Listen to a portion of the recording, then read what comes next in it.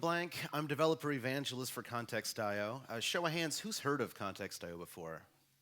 A couple people. Awesome.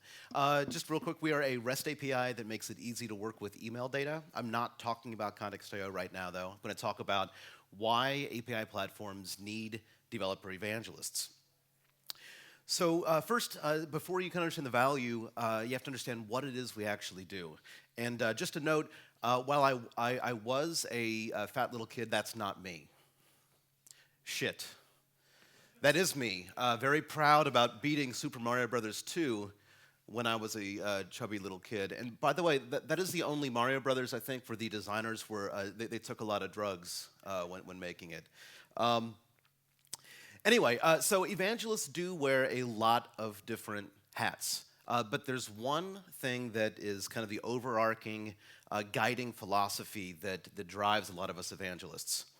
And who thinks it's like a marketing or advertising perspective? Does anybody think that's the thing that we really try to achieve or accomplish? Okay, nobody. Sales? Anyone thinks it's to drive revenue and sales? That is an effect of it. Training and support of the users of the API. Cool. Raise your hand if you just hate raising your hand. Okay, awesome. That's what I thought. The thing that we really try to do is help developers. First and foremost, we try to maybe a loftier way to put this is to accelerate innovation, which does help drive API adoption, because the faster that developers can integrate an API, the faster they become customers. One other way to look at this is that an API, many of them exist to help solve problems. And so you can think of evangelists like a human extension of an API, where we can talk to developers and help them integrate the API. So it's a really natural fit to have evangelists paired up with APIs. The one thing that's also really important is that you can't have any bullshit, right? So there's no marketing pitches. At an event, I can't go up and talk to a developer and talk about this really buzzwordy marketing stuff. That doesn't resonate at all with people. A lot of times, you just have to kind of get to know what problems the developers are trying to solve, and then see if it's a good fit for your API to help them out. So the actual actions that we do on an almost daily basis, I like to think of it like two sides of the same coin. The first thing that we do is what I call direct evangelism. This could be something like, also called like event marketing, but this is where I'm talking to people on a personal one-on-one basis.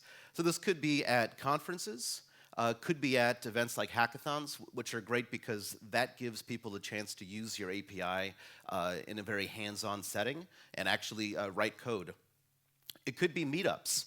Meetups are great because they're very informal. It's a lot of hanging out, and you get to really have a lot of like networking time.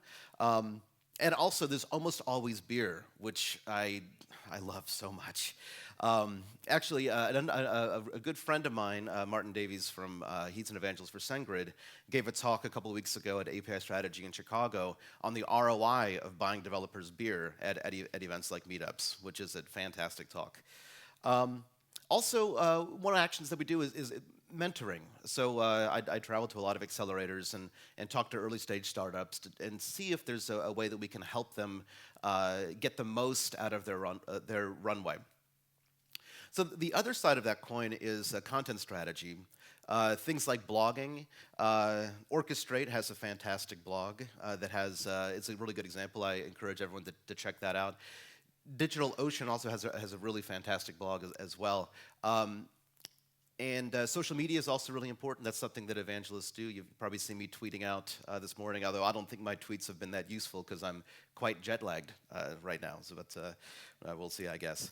Code samples is something that we also do. A lot of times, if a developer has a question, it's easier for me to show them some code. So we have to be well-versed in a lot of different languages, a lot of different software stacks to understand, you're trying to integrate the API using Java on an Android. Okay, cool. Well, then let me write some code and show you how you might do that.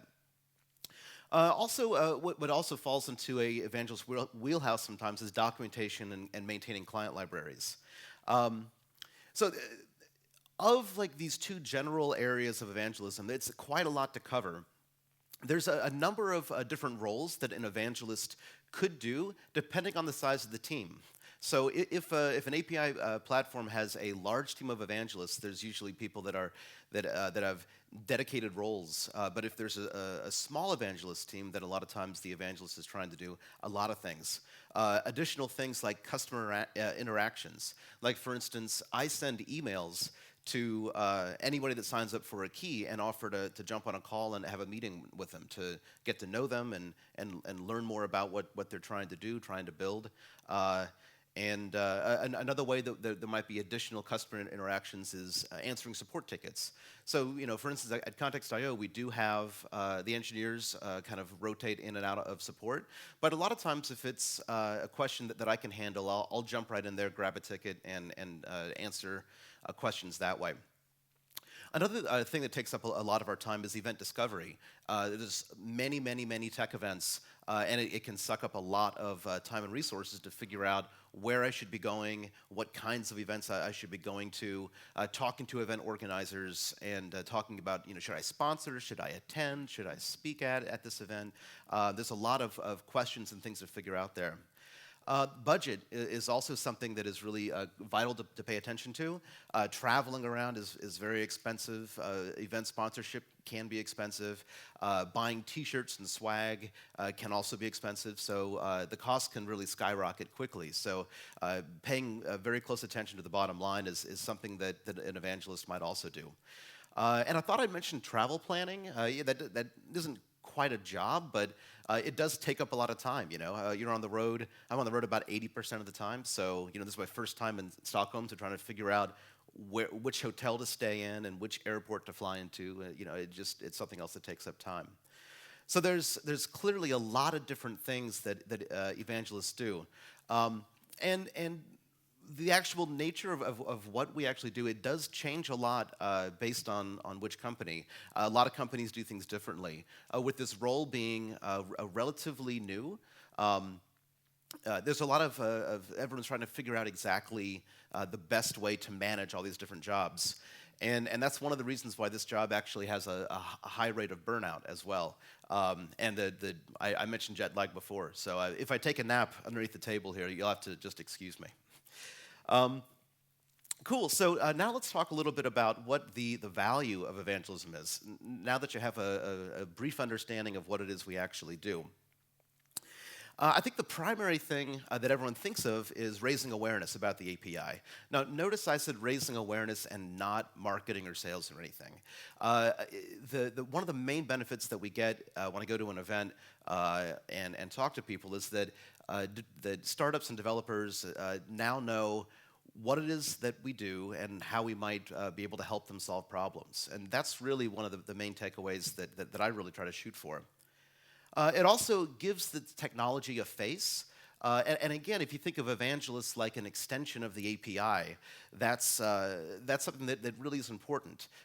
People know that they can come and talk to me, that I'm available, that I will help them solve problems, and that they won't ever get stuck using the API. I mean, again, a lot of the main value of an API is to abstract complexity away, and that people don't really see that value if it takes them the same amount of time to implement an API as it would just to solve the problem themselves.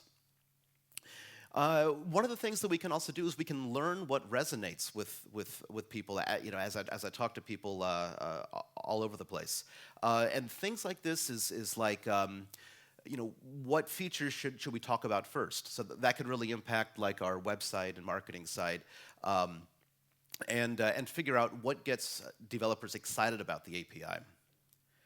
And lastly, product discovery is something that we end up doing a lot, and we work very closely with product teams. In talking to developers, a lot of times there's like a miss where I say, oh, well, we do this and this and this, and they say, well, I'm really looking for this other thing. And then you can go, oh, we don't have that right now, but then go back to the product team and say, hey, this is something that people are asking for. And our product manager, Dan, really wanted me to talk about product discovery because he really has a lot of value out of that. He's from Austin. That's not a picture of Dan, but I picture that's what everybody in Texas does in their spare time. So let me talk a little bit now about success metrics in evangelism. Notice I said success metrics and not ROI. So tracking ROI is maddeningly difficult with evangelism. And that is due to the simple fact that when I talk to a startup or I talk to an engineer, the odds that they have a problem that the API can solve, they have the resources and bandwidth to integrate the API, and all of that right in that moment are very slim. It takes like a lightning strike of luck for me to talk to somebody and have them say, this is exactly what I've been looking for. We're going to do this on the next sprint. It's happened less than 5 times in 18 months. And so the fact that somebody learns about an API from me at an event, it might take them 18 months, 2 years until they come across a problem now that could be solved by the API. So it's difficult to track the travel costs and the sponsorship and the T-shirts and all of those things to people actually using the API. So one of the things that we look at are metrics surrounding the activities that we all do. So number of people engaged at events, that's people that might have learned about the API for the first time. I count that as like an engagement. For instance, this year I can tell you I've talked to over 5,000 people so far. Last year was about 4,500, so I figure I'll probably get just above 6,000 people this year. So that's one of the things that we look at. Key signups is also something that you can certainly look at. One important thing that you want to be sure you do is capture the IP address when they sign up for an API key. You can geocode that, and you can try to tie that back to an event. You can also do some really cool things by having that. For instance, as I travel around, I can pull a report and get all the API keys that are within a certain radius and invite people to drink beer with me, which is a fantastic thing that I really love to do. You can also look at web views on our homepage, and again, you have to look at the timing and the geocoded IP address to try to see what increased interest there is when I do an event or I travel around. So if all of you could pull out your laptops and sign up for an API key and visit our website, that would really help me out right now. On the content side of things, you can look at a lot of metrics like blog visits and stuff. Social media engagement is something else you can look at. And the previous talk was great, talking about a lot of the different ways you can look at the content strategy and validating that. So I actually have a fairly unique thing. I'm not sure if any other API company has done what we did at Context.io. So last year I worked solely in the United States, and we wanted to start growing our dev base over here in Europe. So I moved to London for 4 months and worked exclusively in Europe.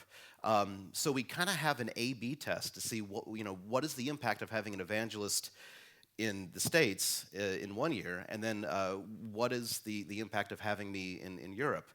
And so what we looked at is I normalized the number of API key signups, and I looked at the geocoded areas of where people were signing up, and there was a 270% increase in API key signups in Europe when I was over here.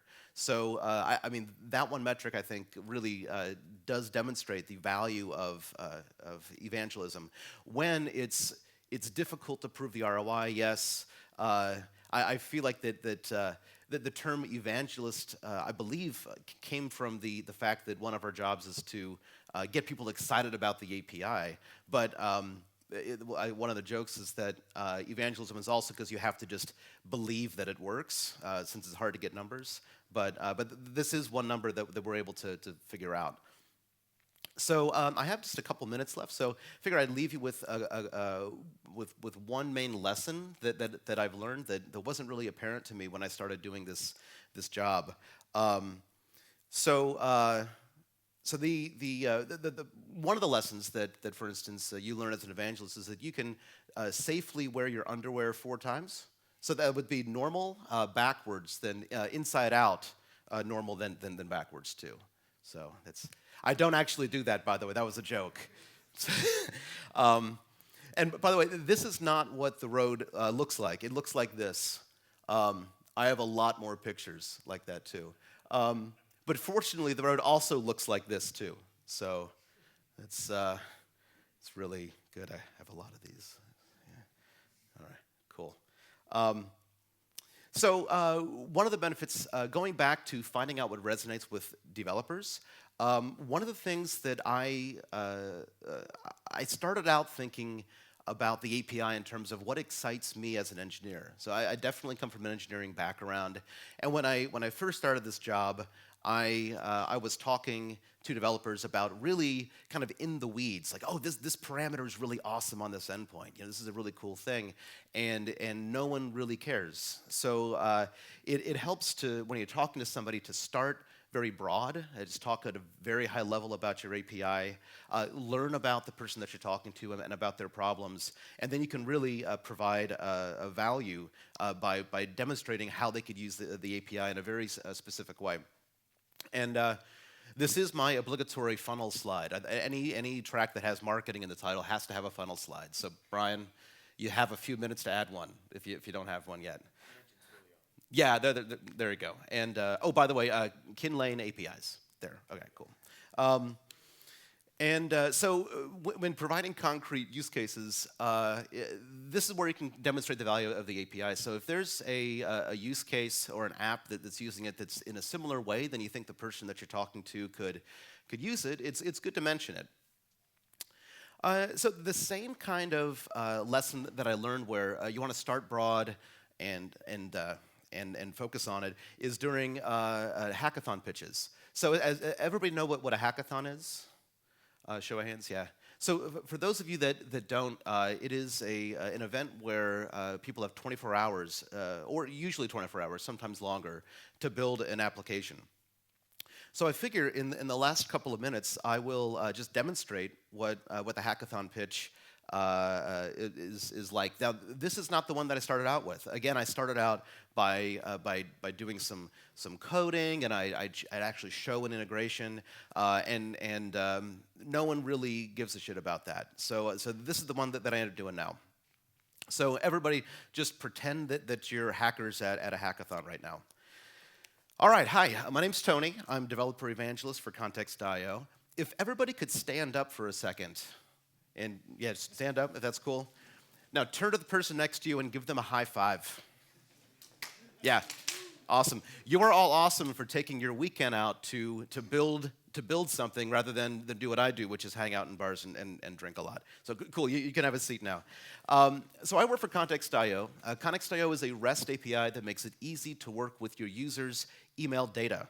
So how does that work? Your user authenticates your application, and we expose 5 main resources: threads, messages, files, contacts, and webhooks. Using this, you can do things like get lists of who your users email the most. You can fetch message bodies. You can get attachments. All that wealth of information that's inside of an API, you can, or inside of an email account, you can get that here. And why would you want to use Context.io? Well, we are giving away a prize. Giving away a new car drawing signed by me. And I drew that myself. I don't know if you guys know that or not. You could also get a gadget. You might get money as well. You could get booze. I will give you booze if that's what you like. You might want a puppy, though, because puppies are great. But we do have a little bit of budget for the prize, so you might want 10 puppies. I'd be happy to give you 10 puppies. It's easy to get started. Just visit Context.io, download a key. We have an interactive console that makes it easy to play around with the API without writing any code. If you want to come work with us, please come talk to me, because we are really awesome. And if you have any questions, I'll be around for the event. You can always email me or tweet at me, and I'd love to help you out. So thank you very much. And so that's generally what the pitch is. The 3 main things that I want hackers to take away is that I work for Context.io, we work with email data, and I'm Tony Blank. And so they know where to find me.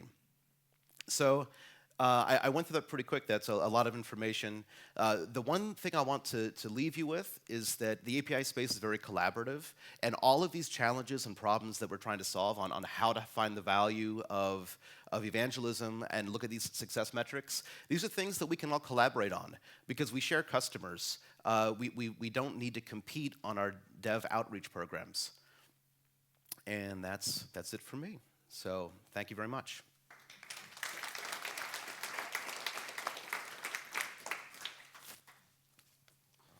Thank you very much, Tony.